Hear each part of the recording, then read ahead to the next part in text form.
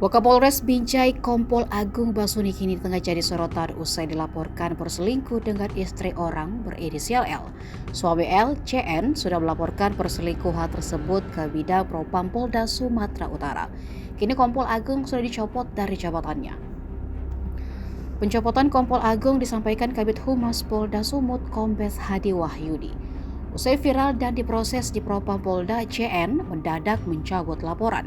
Namun belum diketahui apa alasan CN mencabut laporannya. Dari informasi, Kompol Agung Basuni dan L diduga sudah berselingkuh sejak 2021. Saat itu terlapor masih menjabat Kasat Lantas Polres Serdang Bedagai. CN mengetahui skandal ini pada April 2023 dan sudah mengantongi bukti perselingkuhan.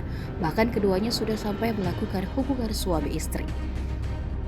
L dan Kompol Agung Basuni juga pernah melakukan video call dengan memperlihatkan bagian organ intim masing-masing.